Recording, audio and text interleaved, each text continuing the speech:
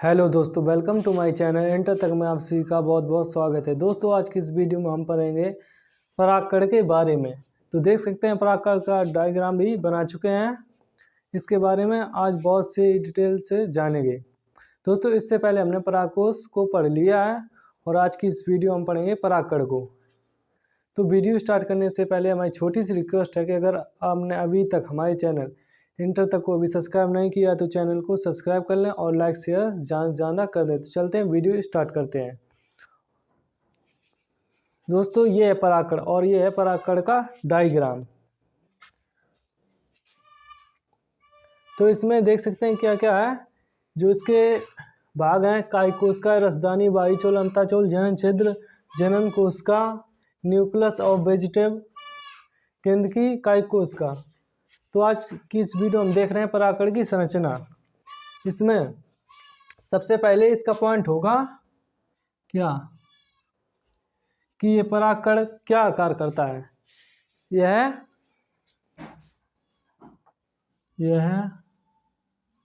नर युग्म कोदभिद नर युग्म कोदभव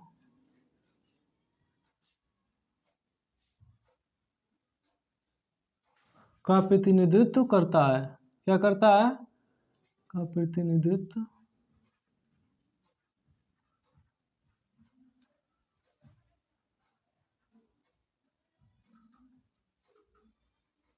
करता है।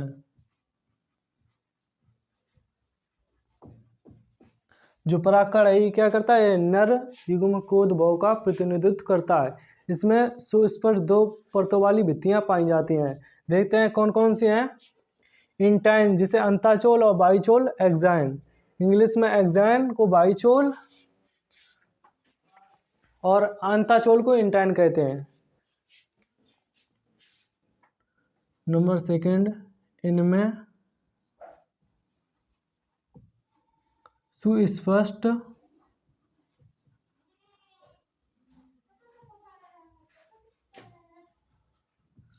दो भित्तियां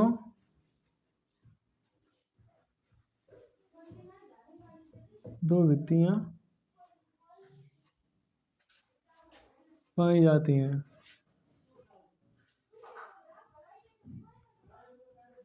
हैं कौन कौन से हैं?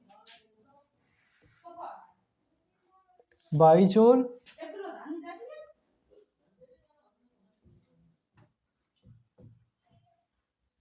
जिसे इंग्लिश में कहते हैं एक्साइन,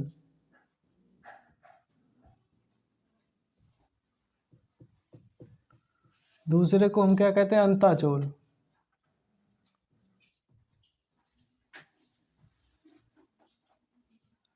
जिसे इंग्लिश में कहते हैं इंटाइन।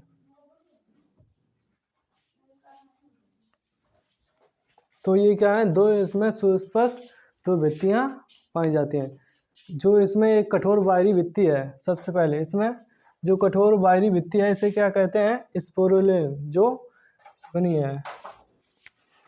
नंबर तीसरा हमारा होगा क्या? कठोर बाहरी भित्ति को हम बाइचोल कहते हैं, जो स्पोरुलिन से बनी होती है। नंबर तीन क्या होगी? कठोर बाहरी भित्ति को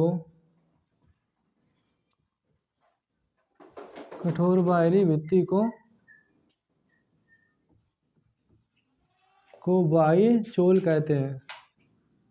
बाइचोल कहते हैं, जो किससे बनी हुई होती है? स्पोरुलिन से। जो स्पोरुलिन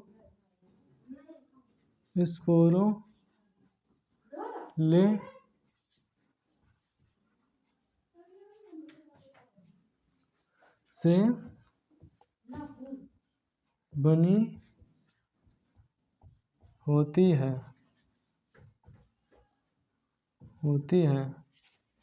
तो क्या है?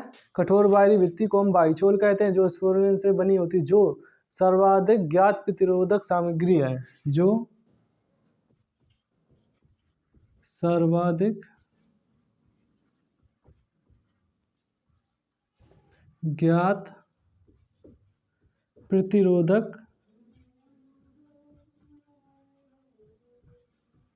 सामग्री है, सामग्री है।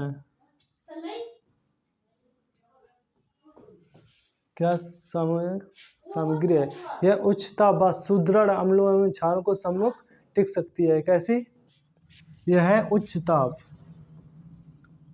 उच्च ताप व सुदृढ़ अम्लों के साथ टिक सकती है, टिक सकती है।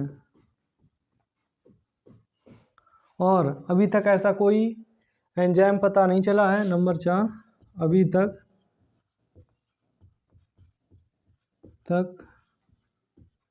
ऐसा कोई एंजाइम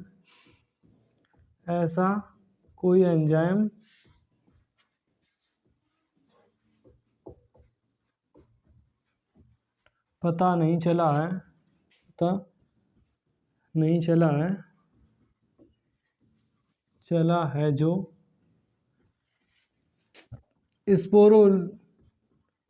स्पोरोलेनिन को निम्नीकृत कर सके, को निम्नीकृत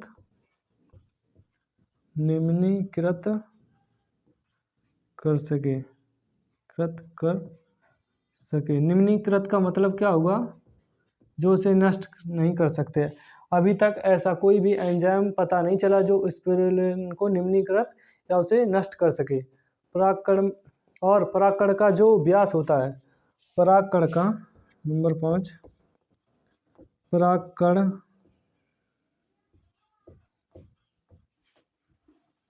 का व्यास है जो लगभग में 20 से 50 माइक्रोमीटर का होता है। तो हमारा जो परागकण है उसका कैसा होता है और आकृति कैसी है? सामान्यतः गोली होती है। जो इनका व्यास है 20 से 50 माइक्रोमीटर है और ये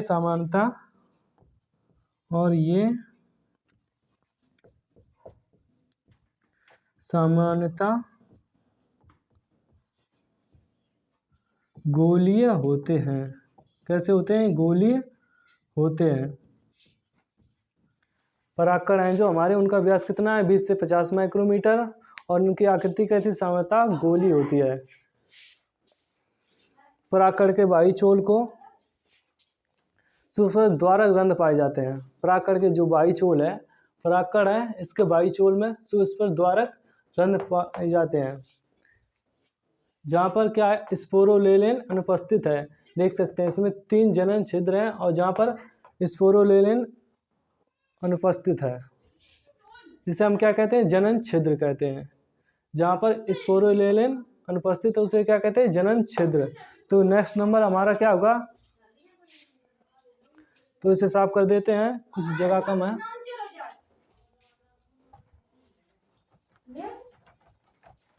आगे देखते हैं, तब तक इसको नोट कर लीजिएगा।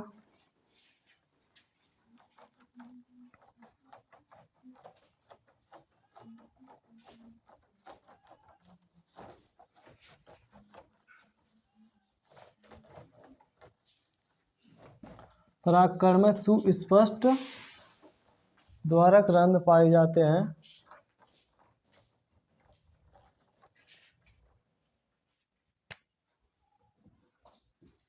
परागकण में सुस्पष्ट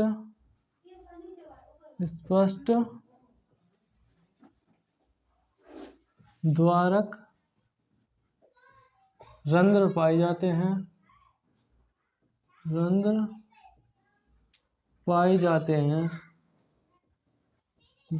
जहाँ पर क्या अनुपस्थित होता है? जाते हैं जहाँ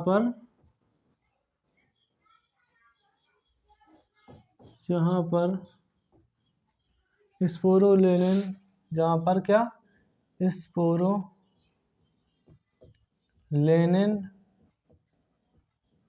अनुपस्थित होता है, उपस्थित होता है। परागकण में सुस्पष्ट द्वारक रंध्र पाए जाते हैं जहाँ पर स्पोरुलिन अनुपस्थित होता है।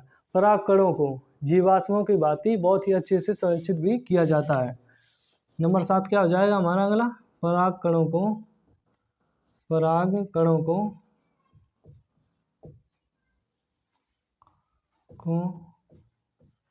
जीवाश्मों की भांति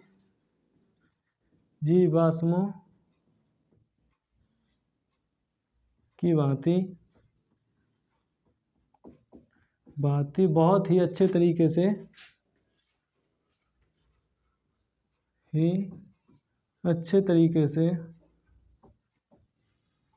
से संरक्षित भी किया जा सकता है। संरक्षित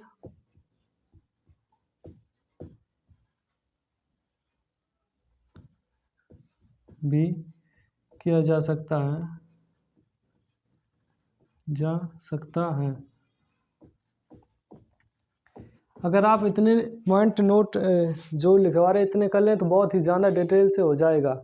जो हमारे परागकण जीवाश्मों बाद बहुत अच्छे तरीके से संरक्षित रहता है या किया जा सकता है, क्योंकि इसमें स्पोरुलिन उपस्थित होता है। क्यों? अगर कोई पूछे परागकणों को जीवाश्मों भांति बहुत ही अच्छे तरीके से संरक्षित रखा जा सकता है या फिर किया जा सकता है, ऐसा क्यों? क्योंकि इसमें स्पोरुलिन अनुपस्थित होता है। तो आइए परागकण को डायग्राम को थोड़ा समझते हैं। जो हमारे ये परागकण है इसमें सबसे पहले परत है क्या? स्पोरुलिन की उपस्थित है। और जहाँ पर अनुपस्थित है, कुछ जहाँ पर अनुपस्थित हो वहाँ क्या कहते हैं? जनन छिद्र। इसको क्या बोल रहे हैं हम? जनन छिद्र है। ये 3 दिखाई दे रहे, 1 2 3, जहाँ पर क्या है? स्पोरुलिन अनुपस्थित है, जहाँ पर है जनन छिद्र। परागकणों को जीवाश्मों की भांति बहुत ही अच्छे तरीके से संरक्षित किया जा सकता है या किया जाता है। क्यों? क्योंकि इसमें स्पोरुलिन अनुपस्थित है।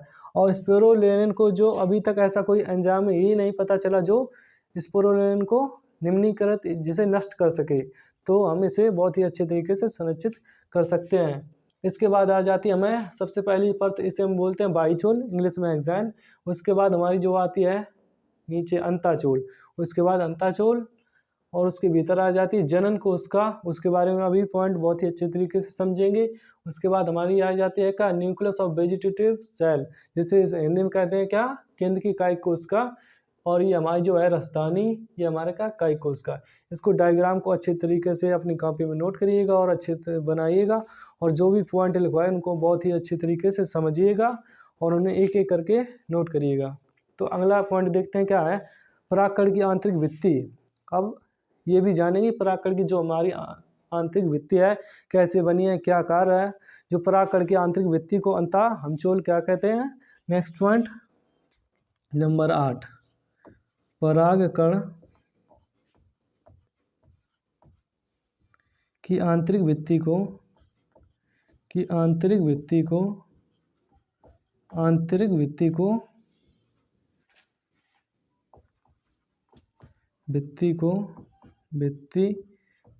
अंतःचोल कहते हैं। क्या कहते हैं?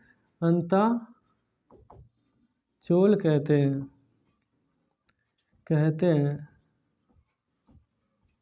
क्या कहते हैं? परागकण की आंतरिक भित्ति को अंतःचोल कहते हैं। यह एक पतली सतत परत होती है। एक ऐसी यह एक पतली सतत परत होती है।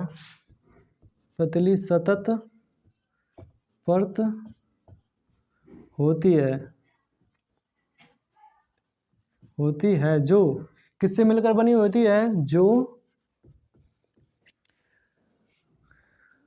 सेलुलोज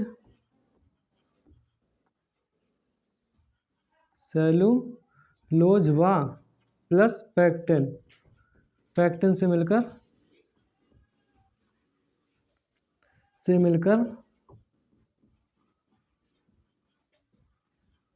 बनी होती है।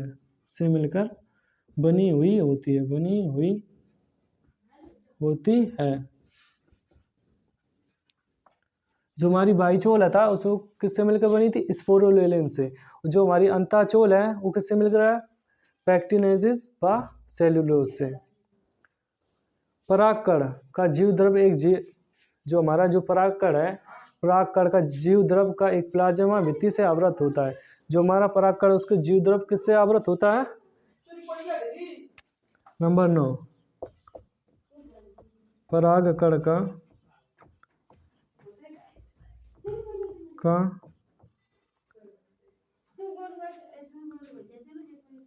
जो हमारा परागकण है, परागकण का जीव द्रव एक प्लाज्मा भित्ति से आवृत होता है। और उसके बाद नेक्स्ट पॉइंट हम देखेंगे, जब परागकण परिपक्व होता है, तो इसे नोट कर लीजिए, इधर लिखते हैं। जब परागकण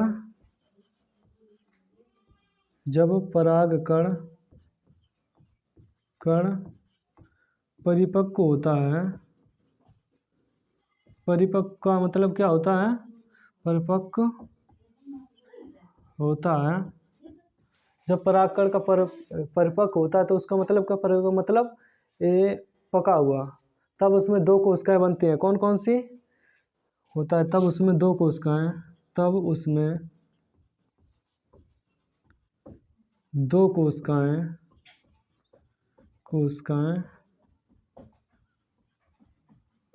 कोशिकाएं बनती हैं। कौन कौन सी? नंबर 1 कायिक कोशिका।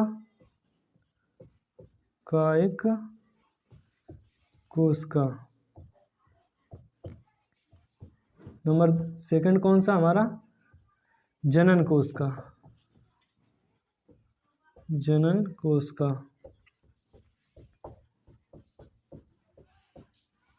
एक एक पॉइंट को नोट करते चलिए। जब परागकण परिपक्व होता है तब उसमें 2 कोशिकाएं बनती हैं, कायिक कोशिका तथा जनन कोशिका। कायिक कोशिका जिसमें से बड़ी होती है, जिसमें प्रचुर मात्रा में, तो इसे नोट कर लीजिए। हम ऊपर लिखते हैं, जब परागकण परिपक्व होता है तब उसमें 2 कोशिकाएं बनती हैं, कायिक कोशिका व जनन कोशिका, और जिसमें से कायिक कोशिका बड़ी होती है और जनन कोशिका छोटी होती है।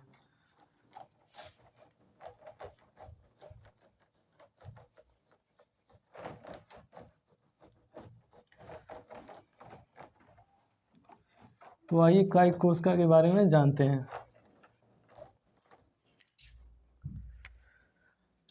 कायिक कोशिका है जो कायिक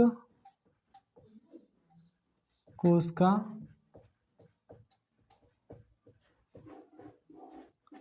बड़ी होती है जिसमें प्रचुर मात्रा में, प्रचुर खाद्य उपस्थित होता है, खाद्य पदार्थ उपस्थित होता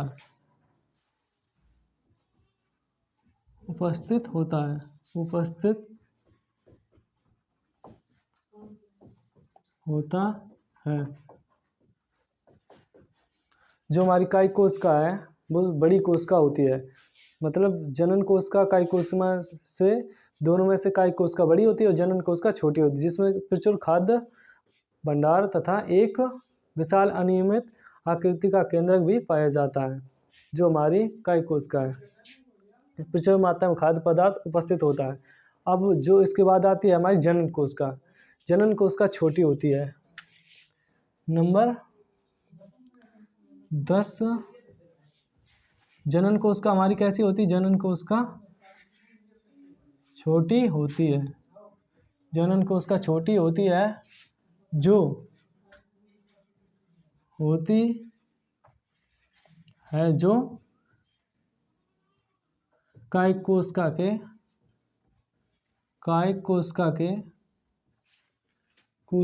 के जीव द्रव में तैरती है, जीव द्रव में तैरती रहती